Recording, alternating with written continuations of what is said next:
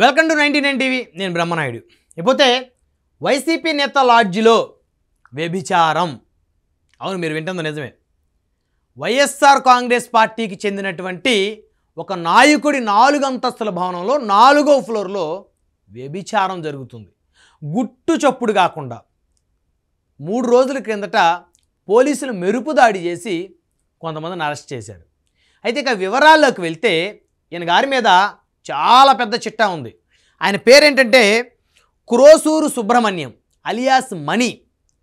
ఇది విజయవాడ గవర్నర్పేటలోని అట్టారత్తయ్య కాలనీ. ఇక్కడ మీరు చూశారు ఒక భవనం. విజయవాడ గవర్నర్పేటలోని అట్టారత్తయ్య కాలనీలో ఉన్నటువంటి ఈ భవనానికి చెందినటువంటి ఓనర్ ఈయన క్రోసూరి సుబ్రహ్మణ్యం అలియాస్ మణి. ఆ భవనానికి చెందినటువంటి 4వ అంతస్తులో వ్యభిచారం గుట్టు చప్పుడు కాకుండా జరుగుతూ ఉంది. ఆ భవనం యొక్క యాజమాని ఈయన క్రోసూరి సుబ్రహ్మణ్యం. చూశారు కదా, సాక్షాత్తు జగన్మోహన్ రెడ్డి గారు మరి ఈయనకి కండవ వేసి ఈయనకి షేకండ్ ఇచ్చారు. ఈయన చక్కగా ఫోటో వైపు చూస్తున్నాడు, ఎందుకంటే ఆయన పేరు చెప్పి దందాలు చేసుకోవచ్చని. మరి ఈయన వెనక నవ్వుతూ ఉన్నటువంటి ఆయన్ని చూశారుగా, వెల్లంపల్లి శ్రీనివాస్ గారు, మాజీ ఎమ్మెల్యే, మాజీ మంత్రి. మరి 2024 ఎన్నికల్లో విజయవాడ సెంట్రల్ నుంచి పోటీ చేసి ఓటమి చెందారు. మరి అంతకుముందు విజయవాడ పశ్చిమ నుంచి 2 సార్లు గెలిచారు ఆయన. ఒకసారి ప్రజారాజ్యం, తర్వాత వైఎస్ఆర్సీపీ 2019లో. మరి ఈయన దగ్గరుండి మరి ఈయన జాయిన్ చేస్తున్నాడు అంటే ఏం ఇండికేషన్ ఇస్తున్నారండి? ఏం ఇండికేషన్ ఇస్తున్నారు మీరు? అసలు ఈ గనుడు గురించి ఒక్కసారి కనుక మనం వివరాల్లోకి వెళ్తే, అసలు విజయవాడలో ఈయన కాల్మనీ దందా అరాచకంగా చేశాడంట. విస్తుపోయే నిజాలు బయటకు వస్తామని. అంటే వైఎస్ఆర్ కాంగ్రెస్ పార్టీ హయాంలో కాల్మనీ జరిగిందా, లేకపోతే ఈయన జాయిన్ అయినాక జరిగిందా, జాయిన్ కాకముందు జరిగిందా అనేది పోలీసులు తేల్చాల్సిన అవసరం ఉంది. కూటమి ప్రభుత్వం కూడా అక్కడ ఉన్నటువంటి ఎమ్మెల్యేలు, విజయవాడలో ఉన్నటువంటి ఎమ్మెల్యేలు ఈ అరాచకాన్ని బయటికి తీయాలి. ఇతని వల్ల చాలామంది ఇబ్బందులు పడ్డారు. ఇతని వల్ల చాలామంది జీవితాలు భంగమయ్యాయి. ఒకసారి కనుక చూస్తే మీరు విజువల్స్లో కూడా చూడొచ్చు. మహిళలను అంగడిలో సరుకుల్లాగా కొని బలవంతంగా వ్యభిచారం చేపిస్తున్న వైఎస్ఆర్సీపీ నాయకుడు క్రోసూరు సుబ్రహ్మణ్యం అలియాస్ మనీని కఠినంగా శిక్షించాలని మహిళలందరూ కూడా పెద్ద పెద్ద బ్యానర్లు పెట్టి ఈ విధంగా నిరసన తెలియజేశారు. అంటే ఈయన డబ్బులు ఇస్తాడంట మహిళలకి, ఎవరికైనా వడ్డీకి ఇచ్చి, అధిక వడ్డీలు. వారు గనక డబ్బులు కట్టకపోతే వారిని బలవంతంగా వ్యభిచార కూపంలోకి దింపి వారి జీవితాలు నాశనం చేసిన నీచుడు ఈ క్రోసూరి సుబ్రహ్మణ్యం అనేవాడు. ఇలాంటి నీచుల రాజకీయాల్లో కొనసాగుతున్నారు. ఇలాంటి వ్యభిచారుల రాజకీయాల్లో కొనసాగుతున్నారు. ఇలాంటి వ్యభిచారుల జగన్మోహన్ రెడ్డి గారు మీరు కండవాలు వేసి మరీ పార్టీలోకి తీసుకున్నారు. అంటే మీరు మీరు మీరు మీరు ఏమి ఇండికేషన్ ఇస్తున్నారు పబ్లిక్కి? ఈ వ్యభిచారిని సస్పెండ్ చేయాలని చెప్పేసి మహిళలందరూ రోడ్డెక్కి విజయవాడలో పెద్ద పెద్ద బ్యానర్లు పెట్టి నిరసన తెలిపినా కూడా, మరి తాడేపల్లి ప్యాలెస్ అంటే అక్కడే కదండి, విజయవాడలోనే కదా. కనీసం మీ కళ్ళకు కనపడలేదంటే మరి కళ్ళకు గంతలు కట్టుకున్నారో ఏమో మరి.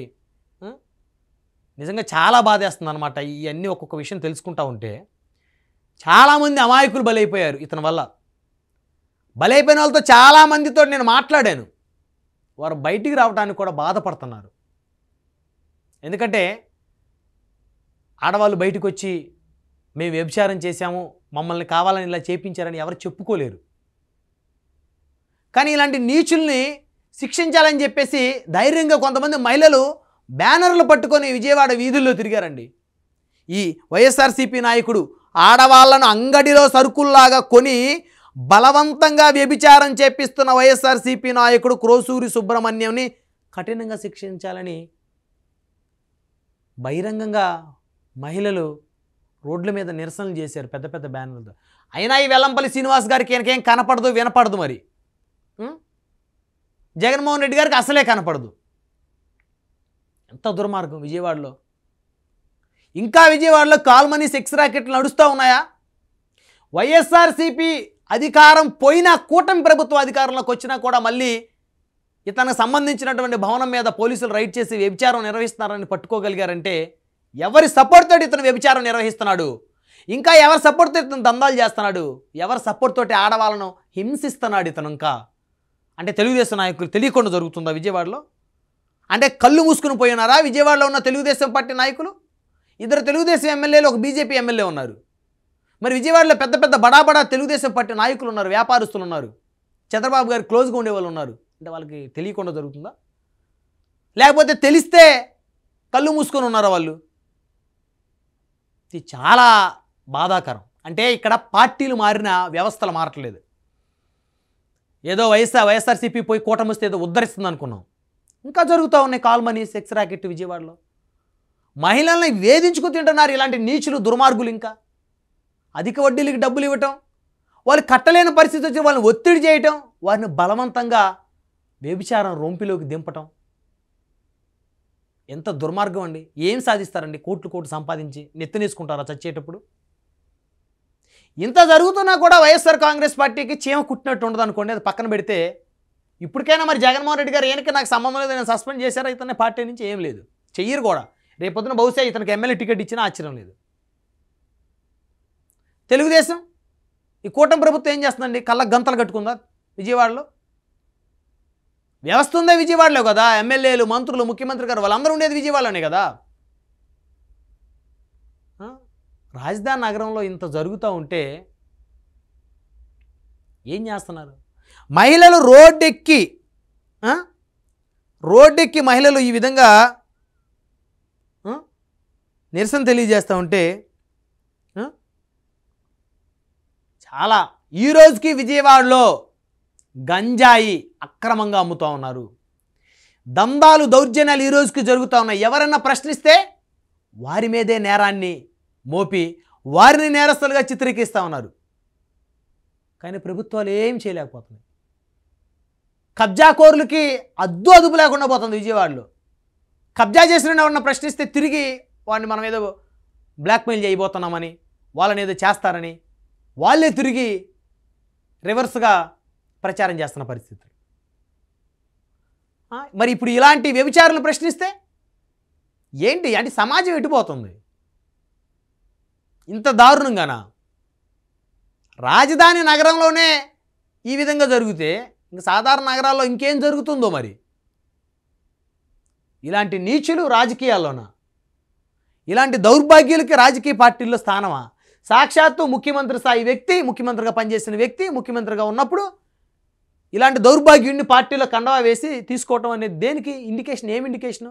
బాగా వ్యభిచారం చెయ్యి బాబు, నీకు నేను సపోర్ట్గా ఉంటాననే ఏం ఇండికేషన్ ఇస్తున్నారండి మీరు? ఇలాంటి నీచుల్ని పార్టీలో చేర్చుకొని గంజాయి అమ్మేవాడిని పార్టీలో చేర్చుకుంటారు, మర్డర్లు చేసిన వాళ్ళని పార్టీలో చేర్చుకుంటారు, మానభంగాలు చేసిన వాళ్ళని పార్టీలో చేర్చుకుంటారు, ఆడవాళ్ళని మాన ప్రాణాలతో చెలగాటం ఆడుతున్న ఈ క్రోసూరు సుబ్రహ్మణ్యం అనే నీచుల్ని మీరు పార్టీలో చేర్చుకొని మీరు ఏమి ఇండికేషన్ ఇవ్వాలని మీరు అనుకుంటున్నారు? చాలా చాలా బాధాకరమైనటువంటి పరిస్థితి. మరి ఇతనికి చెందినటువంటి భవనం మీద పోలీసులు రైడ్ చేసి చూడొచ్చు, విజువల్స్లో చూడొచ్చు, మహిళలు ఇతనికి సంబంధించి ఇతని దిష్టి బొమ్మలు తగలబెడుతూ ఇతను చేసిన అరాచకాల గురించి మహిళలు రోడ్డెక్కి ఆ విధంగా వారు న్యాయ పోరాటం చేసినా కూడా కనీసం మరి ప్రభుత్వానికి కానీ వైఎస్ఆర్సీపీ నాయకులు కానీ కనీసం చీమ కుట్టినట్టు కూడా లేదంటే నిజంగా ఇది చాలా చాలా చాలా దురదృష్టకరమైన పరిస్థితి. ఇలాంటి వాళ్ళని రాజకీయాల్లో చూస్తున్నాం. ఇంకా మన కర్మ కాలితే, మన కర్మ బాగలేకపోతే ఇలాంటి నీచుల్ని అసెంబ్లీలో చూస్తామేమో. మరి ఇక ఇలాంటి వాళ్ళకి మనం అధికారం ఇచ్చేసినట్టే పూర్తిగా. ఎంత దుర్మార్గం అండి! డబ్బులు ఇవ్వటం ఏంటి అధిక వడ్డీలకి?